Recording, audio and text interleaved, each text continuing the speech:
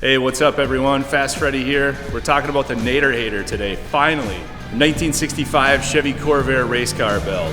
Let's talk about the car.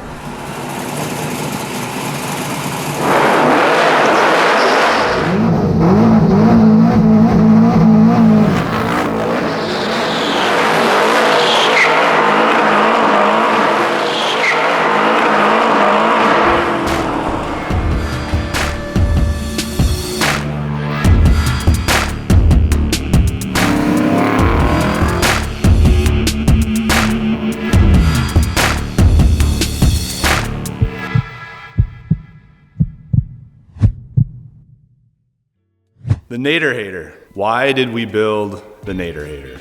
There's a lot of things that went into the concept of this car. I wanted to build a race car to promote our shop. This has been a brainchild of mine for a long time. Since I got into cars, really, I kind of fell in love with the second generation Corvair body style.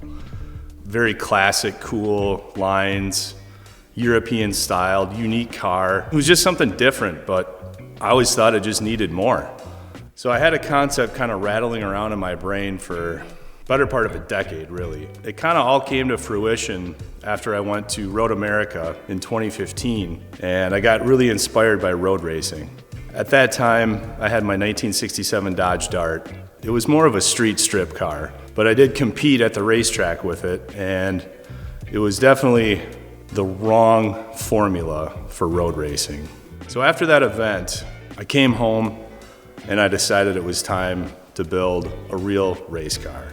One that I could call my own, one that I could hang the shop banner on, and really show people what we like to do here. So what we did is we took a 1965 Corvair and completely gutted the car. We cut all the floors out of it, every last little bit of sheet metal that we knew we weren't going to use. That allowed us to build a custom frame for the car.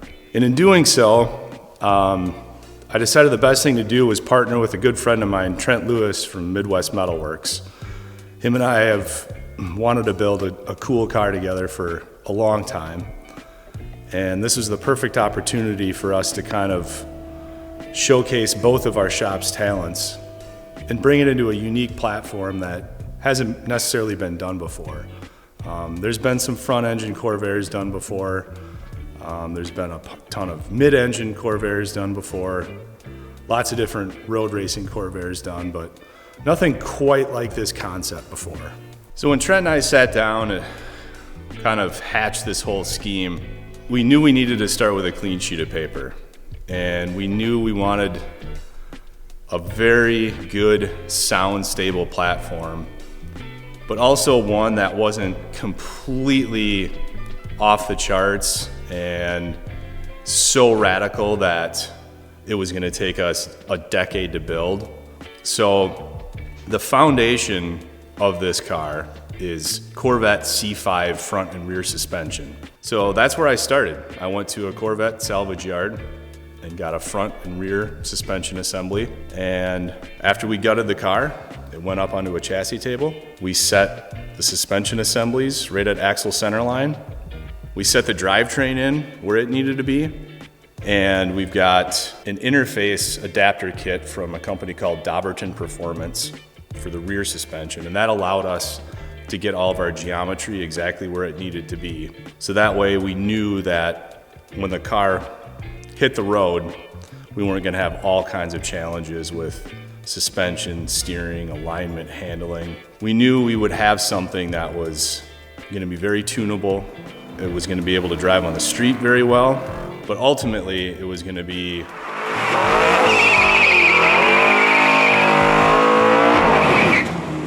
a track performer. You know, that was the whole concept of this car, was to make sure that this car grips the road, it handles, it steers, it stops, it does everything that you want it to do, and it has all the performance that you'd ever need, and in obviously a very small package. That's another reason why I chose the Corvair, because it's a short wheelbase and it lent itself to very cool styling cues with hand-laid fiberglass fender flares. Those were actually borrowed off of L88 Corvette, and I grafted the fender flares into the bodywork to give it that kind of low, wide stance. Was able to fit 18 by 11 wheels on all four corners with 315 tires, so lots of grip at the track, very well balanced. One of the other very important things is we wanted 50-50 weight bias in the car, and we were able to achieve that by the placement of the engine, the transmission, the rear suspension, and the fuel cell. We actually hit our mark exactly dead center at 50-50 weight split. So the car is extremely well balanced. It's very centered. I actually sit exactly 88 inches from the front of the car and 88 inches from the rear of the car. That was just a little bit of dumb luck, but based on where everything laid out, that's exactly where I sit. And laid out the dash in a way where it's very simple, very logical, very visible. I didn't want any hood scoops. I didn't want any extraneous visual clutter on the car. I wanted it very clean and simple. Having it out at the track, we've got 1 season under our belt at this point. Learned a ton about the car. Right out of the box, the car performed incredibly well. Very happy with out of the box performance with this. There's a few tweaks that we need to make. Obviously, when you take what was a rear engine air-cooled car and you put a 600 horse LS powered machine up front in a vehicle that was not designed for any airflow, i.e. there's no grill in the car, there's a lot of limiting factors that create excessive underhood heat. So there's a couple things that we got to work through over the course of this winter that we're going to correct. Besides that, the car performed flawlessly. Was able to use the car at the Optima Battery Ultimate Street Car event at Road America last August in 90-degree heat, and it did extremely well, other than getting a little warm inside the car. So a couple, minor revisions that we need to do, but overall, extremely satisfied with the performance, the handling, the braking, everything is living up to what I had hoped that it would be in a car. I always thought this would just be such a cool platform to build an all-out race car. And I was always inspired by the Yenko Stinger cars, which that was Don Yenko's kind of first relationship with Chevrolet performance and racing. So he did some hopped up versions of the Yenko. They called them the Yenko Stingers. I borrowed some styling from the Yenko Stinger. You can see the stripe in the car. It was kind of an homage to the Yenko Stinger. What I liked about that, it was a very competitive vehicle, but again, it just lacked the performance and the look that I was after. I knew that this body style had so much more to it. And so when I got back from Road America in 2015, I started searching around for a Corvair. And I knew I didn't want to take a really nice, clean car and cut it all up. So what I ended up doing is just scouring Craigslist and actually found this vehicle here locally, just down the road from me. It was a $700 parts car, and it was just a total bucket of bolts. I think it might have been used as a stock car back in the day because the quarter panels were all beat up on it, and this thing was basically just left for dead. But I knew it had the bones of what I wanted to build out of it. So again, I sat down with Trent and we kind of walked about 100 circles around the car and started brainstorming and coming up with a plan of how we wanted to attack this, what materials we wanted to use, and just the concept in general. The cool thing about Trent's background is he is trained in metal fabrication, welding, and he has a background in SolidWorks and 3D CAD. So he was able to come up with a complete frame for this car that dovetailed perfectly into the Corvette suspension. So what we did is we went on SolidWorks and we designed frame rails, and we designed a main hoop structure for the center of the car and a rear frame rail structure that incorporated all of our suspension, our motor mounts, our transmission mounts, and all of our frame rails. We wanted a very stable and robust platform to tie the suspension assemblies together. And that's what we ended up with. This car is extremely stout. The only flex is in the suspension itself. We went to QA1 suspension, and we've got their double adjustable coilovers on all 4 corners. I went to FOT and got an 1.5 inch front sway bar, an 1.25 inch rear sway bar. Basically sourced the best upgraded components that we could get for this Corvette C5 platform. So, some of the finer points of the engine.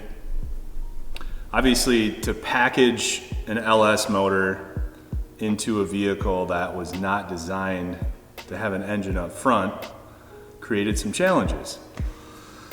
Number one, these engine bays had these huge inner fenders, and those we knew immediately had to go.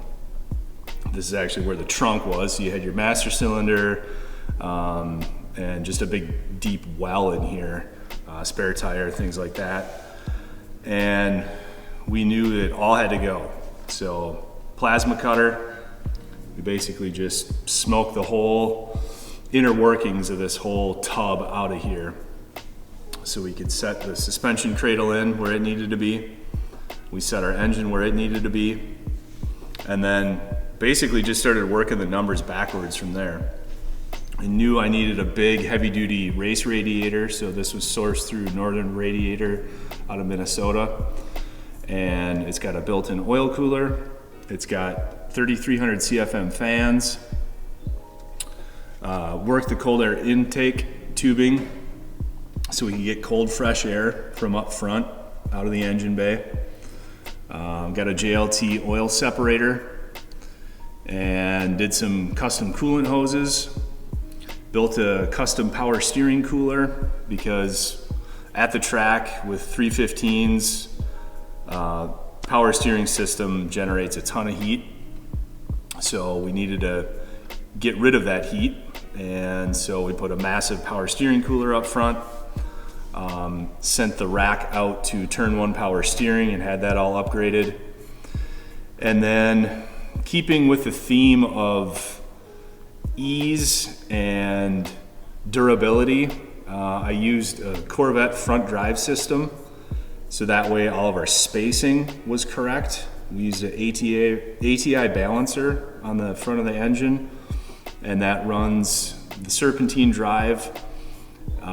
So it's an off-the-shelf Corvette alternator, power steering pump.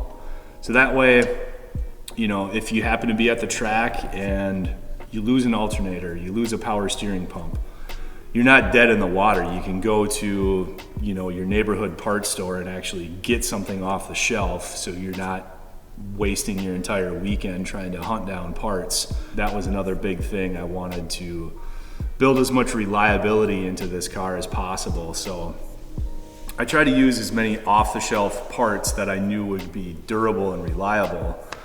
And again, I wasn't gonna have air conditioning in here, so I didn't need a big fancy elaborate serpentine drive system with all the bells and whistles. It's just, again, everything that you need and nothing you don't.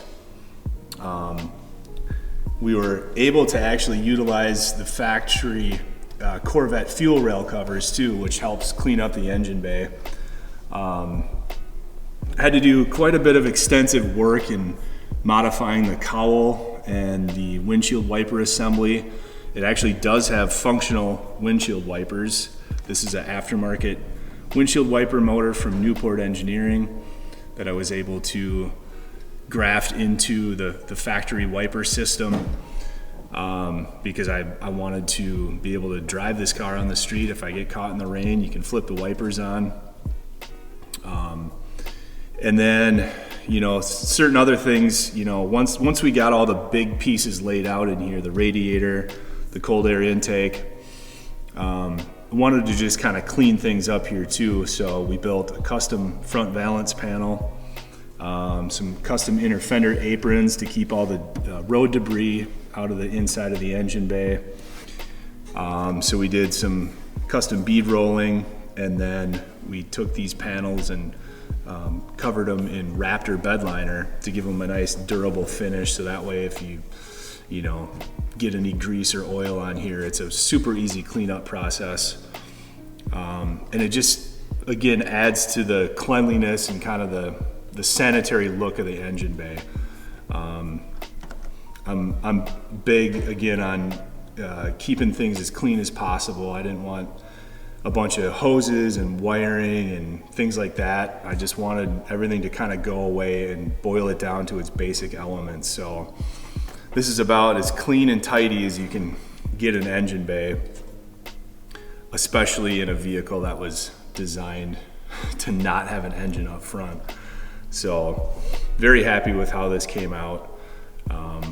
Again, now that we've got it on the road and got a season under our belt, one thing that I am going to do is add a little plenum in here to get to add a heat extractor and get rid of some of this engine bay heat and bring that up through the hood. But that was about the only thing that we determined once the car got on the track, was that we got to figure out a way to get rid of some of this extra heat, because once it gets trapped in here, then it goes back into the passenger compartment, and it gets a little warm in there on a 90-degree day on the track. But other than that, yeah, this thing is dialed, ready to go. So that covers the engine bay and the drivetrain. Let's take a peek inside and see what we got going on in there. All right, so moving on to the interior. Again, the whole concept of this was functionality. Wanted it a very basic but visual layout for all of my data, keeping it kind of traditional old school race car. I love analog gauges, and so that's why I use the Autometer Sport Comps. Got TAC, speedo, water temp gauge, fuel, oil pressure, volts, oil temp, and then actually have a differential temp gauge because there is a differential cooler built into this too, and that's on this toggle switch. So if that starts to heat up on the track, I can just flip that switch and it'll actually turn on a circulation pump and a cooling fan on a differential cooler. So if I get excessive heat in the diff, I can just turn that on and cool it right off. I wanted a master kill switch that was easily within arm's reach, so that if there's any kind of electrical issues on the track or on the road or whatever, just flip that thing off. Just super easy to get to. I wanted a tilt steering column just for a little adjustability, and then it's got turn signals incorporated in here, you know, to help with obviously, you know, in a street car situation, you're gonna have to have turn signals. So, and then one other thing to help bring the steering wheel closer to me is I added a quick release steering wheel disconnect coupler.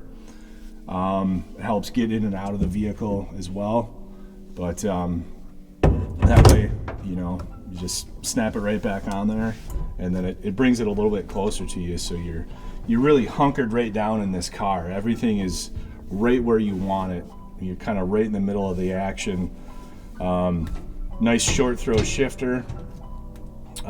This is again a Tremec T56 Magnum 6-speed with a McLeod twin disc clutch, so very short, precise shifts. Everything's right where you want it. The pedal assembly is right where you want it. Everything is, you know, you can heel toe shift. The gas pedal, I used another Willwood pedal just like the brake and clutch pedal for my gas, so everything kind of matches. And again, here's my brake bias gauges here, so you can actually see that in real time when I hit the brakes. You can see where the pressures are, which is really nice. And then this is the brake bias adjuster itself. So again, when you're on the track, it's just a turn of a knob and you can change your bias from front to rear, and you can see what effect that's having. I also plumbed in the master cylinder reservoir so I could actually see that at a moment's notice. If there happens to be a leak or something like that, I can actually see the levels of the reservoir, front and rear brakes, and the clutch reservoir right there. Again, just keeping with the super functional theme. Also have a drift brake incorporated in here. This is through ASD Motorsports.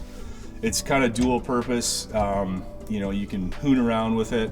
It'll lock up your rear brakes, but it also serve as a rear parking brake too, because I didn't want a bunch of cables and things like that actuating the rear parking brake. So this will actually serve as a rear park brake too. So just kind of one little thing that I added to just kind of jazz up the interior a little bit, and it's kind of a conversation piece. A lot of people kind of get a kick out of that, and they, oh, what does that do? What's that for? Is that a what is that thing anyway? Well, you know, it's kind of two purpose. It's a drift brake and it's a park brake. So, but then yeah, moving on to the seats, Sparco Grid 2s.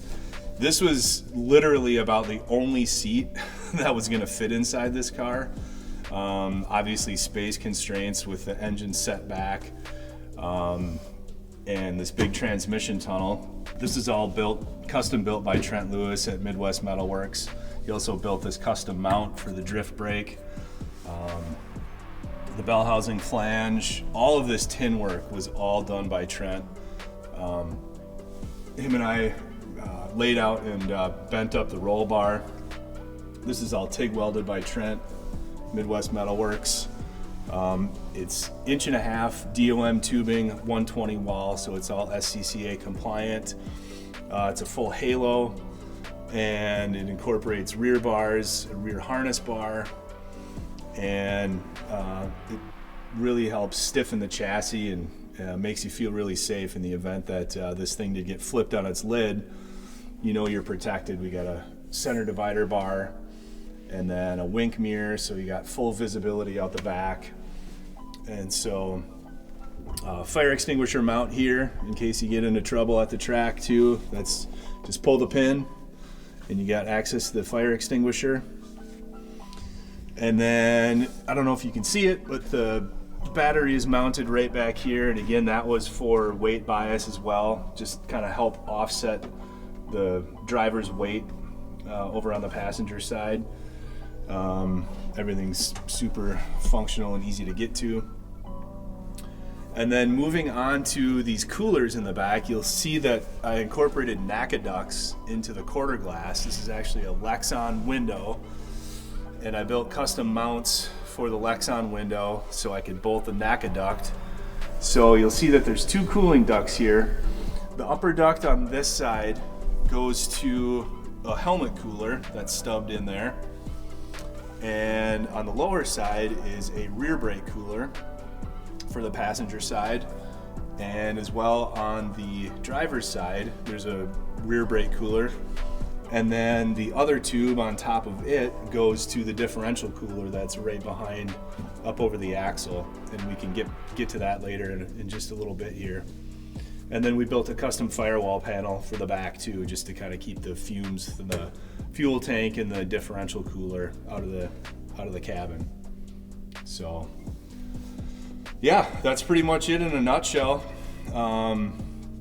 Again, clean, simple, functional, everything you need and nothing you don't. And that's how I wanted to keep it. So keep it simple, stupid. All right, so moving on to the rear, let's go check out the fuel cell and the differential. Back end of the car. So biggest thing that you see here is the ATL fuel cell. This is a 22-gallon cell, and it's got a Bosch EFI pump mounted in it that feeds our Aeromotive fuel pressure regulator. That feeds fuel to the motor, obviously. We got our sending unit for the gauge. And then what you see here is the differential cooler. What you don't see is the circulation pump that's mounted down below. So that pushes the hot oil up into the cooler. And again, with that switch on the dash, I can just click on that fan and click on the cooler, and that'll circulate all the hot differential fluid. and cool it off immediately. So, you know, when you're on the track for a long session, it really helps keep that oil cool. It won't break it down nearly as quick. And so there's kind of a lot going on back here, but you can also see the custom wheel tubs. These are actually hand-formed aluminum wheel tubs built by Trent Lewis at Midwest Metalworks.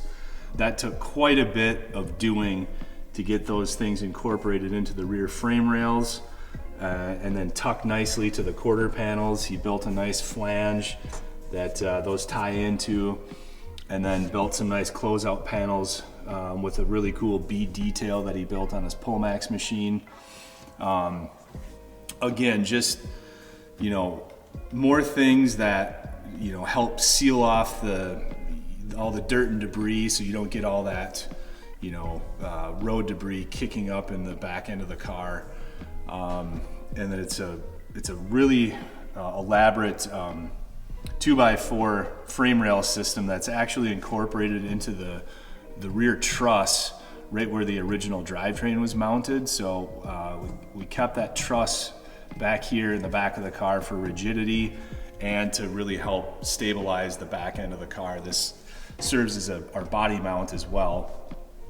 And then I hung a hood prop, essentially just repurposed a hood prop rod, and that's for the trunk prop, because the torsion springs had to go just because of everything that's going on here. So the deck lid doesn't support itself anymore, so that was the purpose of the trunk prop back there. But again, just clean, simple, functional, everything you need and nothing you don't. So that's basically the name of the game with this car. And so yeah, that pretty much wraps it up for all the technical details of the car. Just want to kind of talk about a couple of the styling things, and we'll get into that next.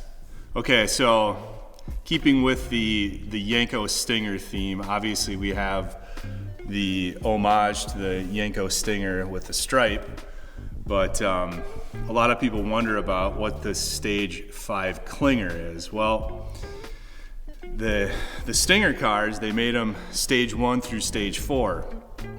And the Stage 1 was essentially just kind of a warmed over factory car. And then when you got up to the Stage 4, that was the full-blown SCCA Trans Am race car. And this car is just one little notch above the Stage 4. So keeping with that theme, we went to Stage 5, and it's a Clinger. So Stinger, Clinger, kind of has a few different references, but one of them being that this thing really clings to the track with the wide tires, the lowered stance and all that. So I just thought it was kind of fitting to take it that one next step up to the Stage 5. So that's kind of a little thing that we did just to kind of make this car a little unique and different. We had a graphic designer come in and actually make this custom logo for it, and we got some artwork. We actually have some t-shirts that go along with it too. So yeah, just something cool, unique, and different, just to kind of make this car set out from the pack just a little bit more than the rest. So up at the front of the car, I wanted something just a little bit different than the rest.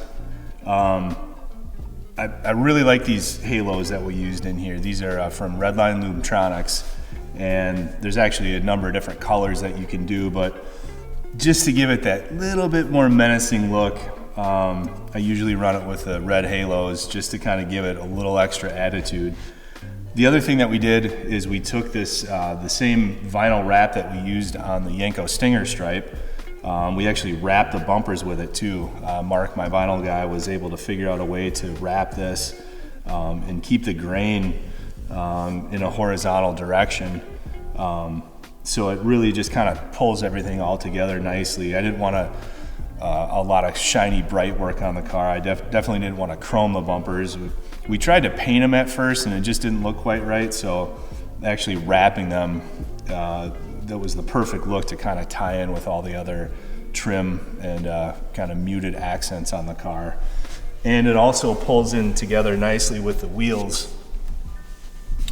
These are a Forge Line Laguna 18 by 11 wheel, and they kind of have they play off of that Mini Light, which was a very popular Trans Am racing wheel back in the day, and a lot of the Yanko Stinger cars use the Mini Light wheel. So it's just kind of an exaggerated concept of that Mini Light, and I think Forge Line just killed it with the styling, and it just lends itself really well to the overall appearance and styling of this car in general.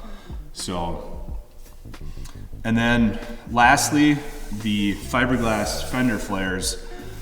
These were actually borrowed from an L88 Corvette, and since there's a lot of Corvette, what I would call DNA in the car already with the suspension, the drivetrain, and things like that, these L88 Corvette flares actually lent themselves really well to the styling of the car. Those cars originally had much wider hips on them, and so by default they had a larger rear flare on them on the quarter panel than they did on the fender, and that actually worked out very well with the proportions of this car too. So it took quite a bit of doing to kind of cut them in and graft them into the body, and then fiberglass them into the fenders and into the quarter panels, but it just kind of helps give it that, you know, extra wide, aggressive, mean looking stance. So it's kind of one of the first things that you notice when the car is coming down the road is these big wide fender flares on it. So just kind of helps pack that punch and just give it a little bit of extra attitude. So really happy with how these things came out. So the hood, wanted to keep this as simple as possible. So I just got a set of track spec heat extractors here for the hood just to get rid of some of that heat. And then I wanted a clean and simple hood pin design too, something that was very aerodynamic. So these are from AeroCatch, really super simple operation. You just click them, pop up, releases it from your pins, and then you got immediate access to the engine bay.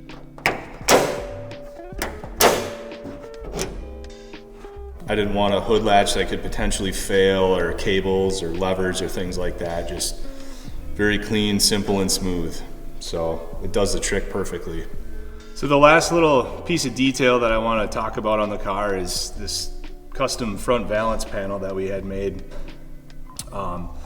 Basically, you know, when this car is at events and shows and things like that, you know, it usually has a pretty big mob around it, so we wanted to have something to kind of show off the details of the car, so at a glance people can come up and kind of see what componentry is used in here. So this is kind of a detail breakdown of the car with the name of the vehicle, the Nader Hater, which, you know, we should probably talk about that for a second too.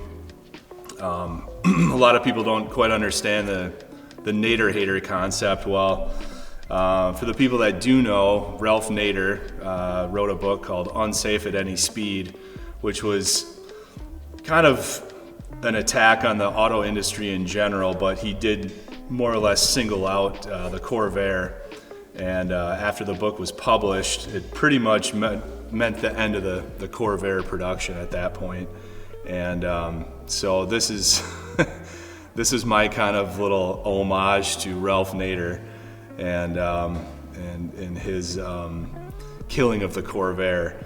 So Freddies Rod Shop and Midwest Metalworks present the Nader Hater, and we also did a little QR code here. So if you are at a show and you see the car, you can actually walk up right to it with your smartphone and click this button, and it'll go right to the website, and you can see the entire build of the car from start to finish, from when we first got the shell to getting it on the chassis table, to the layout of the suspension, the full fabrication of the frame, all the interior panels, body paint, wiring, final assembly, everything. You can go right to fastfreddiesrodshop.com, find the Nader Hater, and check out all the build pics.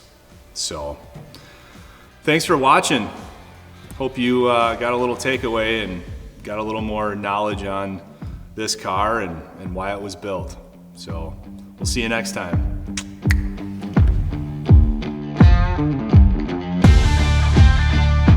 Gonna get tight in about 3, 2, 1 here.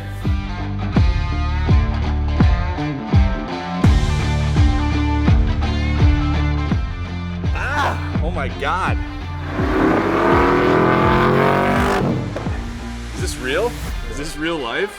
Holy shit! A very surreal moment in time. A lot of blood, sweat, and tears. Damn near emotional about it. It's been a long time coming. Dude! We got a race car. Holy shit! It's only gonna get cooler from here.